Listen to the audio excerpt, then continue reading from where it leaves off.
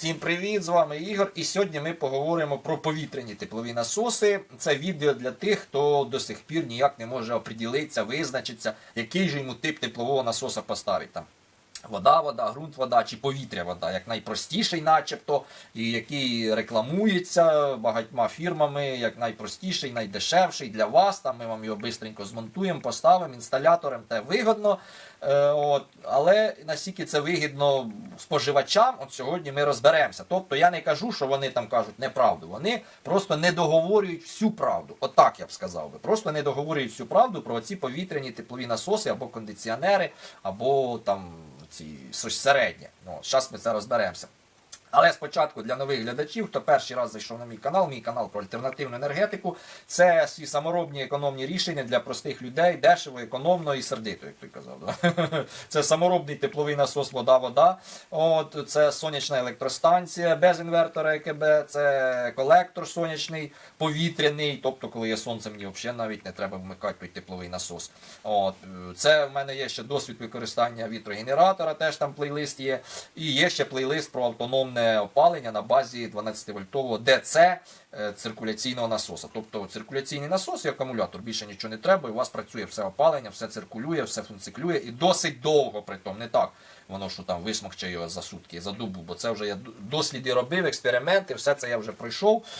Як на мене, це такий найкращий вихід і варіант в таких нашій нелегкій ситуації. Якщо не буде світла, блекаут, опалення, у вас буде працювати. Є ще в мене консультація для тих, кому ліньки передивляться всі відео, або якась індивідуальна ситуація, яка не висвічена в моїх відео, то дзвоніть, всі умови консультації в першому закріпленому коментарі під відео. Перший закріплений коментар, там номер телефона, все написано, коли дзвонить. І так, про повітряні ж ці теплові насоси. Я ж кажу, що надивився відео на Ютубі, і в мене таке склалося враження, у людей таке склалось точніше враження. Я бачу, що це найкращий варіант, бо він найпростіший, найдешевший. Отак його виставляють повітряний тепловий насос або кондиціонер. Це буде все одне, хоча воно не одне. Як найпростіший, ми вам приїхали, поставили. Да, я згідний, для інсталяторів, тих, хто їх продають і встановлюють, це найпростіший варіант, так і є. Але не для вас, не споживачів. За що вони замовчують? По-перше, що виникає отакий то, що низький КОП при морозах, це ви вже знаєте, да? Хто не знає, то КОП залежить, у вас буде постійно від температури, коефіцієнт ефективності буде залежати постійно від температури зовнішнього повітря. І чим нижча ця температура, тим нижчий КОП, а значить більші ваші платіжки, тобто більші платіжки за електроенергію. І будуть вони досить ненамало більші, бо там КОП досить непогана така різниця є. Друге, що я зустрічаю в коментарях людей, які користуються цими повітряними кондиціонерами, я там вмикаю в день, намагаюсь більше вмикати, бо вночі холодно, низький КОП, він з поганою ефективністю працює, тобто але ж в день може й більше ефективність, да, бо там тепліше, там все таке на дворі. Але ж нічний тариф то в нас вночі, виникає така парадокс, така дилема в людині, отакий геморрой ще в голові, розумієте? Коли ж його правильніше буде вмикнути? Коли його буде вигідніше вмикнути для мене, да? Для споживача вночі, бо нічний тариф він працює начебто в 2 рази дешевше, чи все ж таки в день, коли тепліше, але електроенергію більше. От така глупота виникає, ви маєте, така дилема. І що тепер робити? Сидіть рахувати, коли його дешевше вмикати? Така дурня виходить. Я вже не кажу про постійні розморозки, заморозки, ці сопляки, що там можуть висіти. Якщо підігрів є, то не буде сопляків, звісно, висіти. Але оці розморозки, вони залежать, заморозки, точніше, коли обростає інієм оцей ваш випаровувач, він починає відбирати тепло назад з хати в себе, щоб себе розморозити. Уявіть собі, яка дурня у вас буде відбуватися. Тобто дує він теплим повітрям, раз подув холодним, бо йому треба розморозитись. І це буде залежати дуже сильно від вологості повітря. Навіть більше оці заморозки-розморозки, ці етапи, частота їхня, буде залежати навіть не від низької температури більше, а іменно від вологості. Тобто, чим вологіше повітря, тим частіше він буде замерзати і знову розмерзатися. І це може бути навіть кожні півгодини, от така дурня відбуватися. Зі зниженням температури зазвичай там до 10, 15, 20 морозу вологість зменшується, тобто менше буде цих заморозок-розморозок, але у вас тоді буде падати КОП.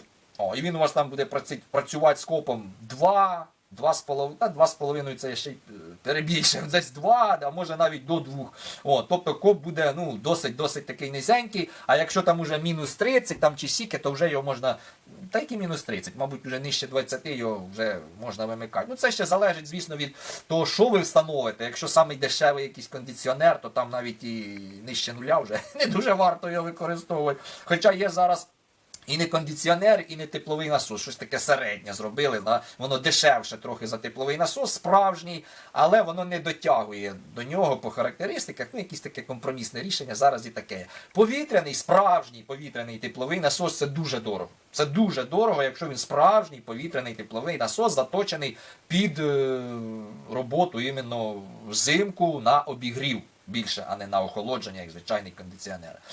Так що оці ось нюанси, оці моменти, чомусь інсталятори, встановщики цих повітряних теплових насосів, кондиціонерів чи щось середнього між цим, про це чомусь не говорять, що у вас будуть, по-перше, як я вже сказав, більші платіжки за електроенергію, бо у вас буде низький коп, морози, у вас буде постійні розморозки. Якщо у вас ще більш-менш там нормально буде, якщо внутрішній це буде тепловий насос, так роблять теплові насоси повітряні, якщо у вас наружній блок повітряний, внутрішній там під'єднаний до системи опалення, тобто внутрішній вода. Повітря-вода система називається. Це ще куди не йшло. Але повітря, нащо взагалі таке робить? Воно постійно буде дуть вам, кудись не зрозуміло, куди воно буде дуть, то теплим, то холодним.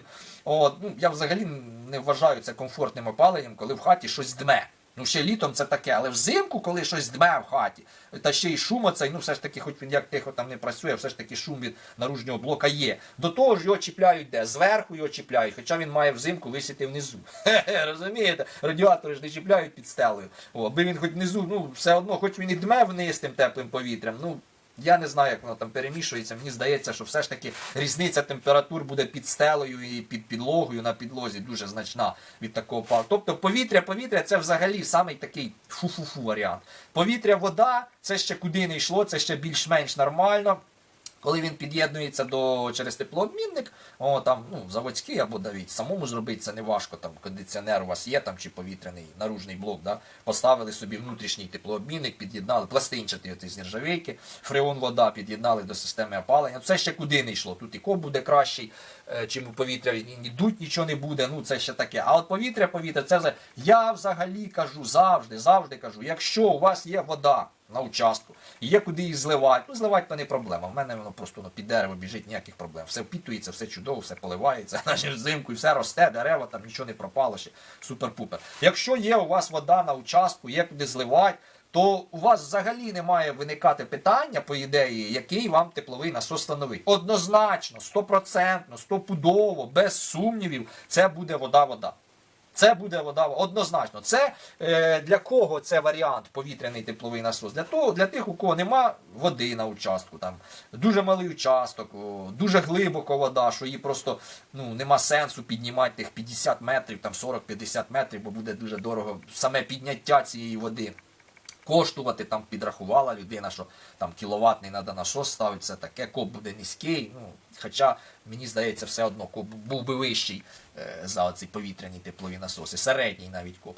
То тоді, я згідний, повітря – це ваш варіант. Тим більше зими зараз у нас не дуже холодні, хоча ось дивився прогноз погоди на слідуючий тиждень, там страшне щось передають, там мінус 10, мінус 15, 16, морозу вже з понеділка буквально, можете подивитися, такий от страшний, і кожен день, там, може ще поміняється, бо ще до слідуючого тижня, там у нас сьогодні тільки середа, воно буває міняється, але показують там значні морози, так що, от такі морози, повітряний тепловий насос, з якою він буде працювати ефективність. Він просто буде молотити там щось, торохтіть і працювати приблизно як тен, звичайний. Це я про кондиціонери хочу сказати, таке, як тен. Тобто нема взагалі сенсу. Якщо ці більш-менш пристосовані до обігріву, ще є сенс. Теплові насоси настоящі, справжні, теж є сенс. Але ціна теплового насоса повітряного, вона вже коштує стільки, та які стільки? Вона більше коштує, якщо його купляти і встановлювати заводський, вона набагато більше коштувати буде такий тепловий насос, така система, ніж саморобний тепловий насос. Вода-вода.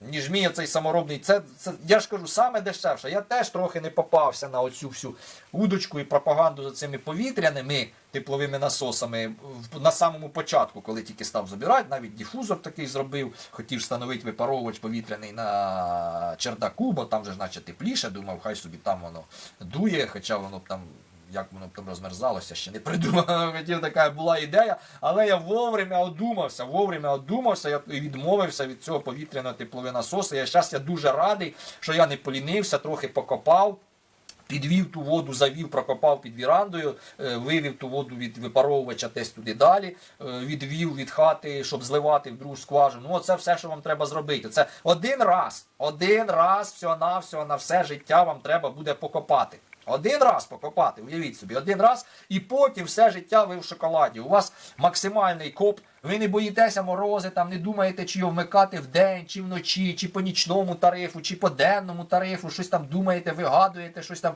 коли його вийде дешевше. Ні, вам треба, ви собі пішли, вмикнули. Незалежно, яка там вологість повітря на дворі, незалежно, яка температура повітря на дворі, температура води завжди однакова в скважині. Тобто завжди максимальна ефективність теплового насоса, стабільний режим, ніяких розморозок, ніяких перебоїв в роботі, там, вимкнень на розморозку, в якихось зупинок, там нічого цього немає. Тобто повітря, вода рулить тепловий насос. Я ж кажу, ніяких у вас сумнівів не має виникати, якщо у вас є вода. У вас є вода, у вас є її куди зливати, є як качати, вона близько, значить 100% тепловий насос вода.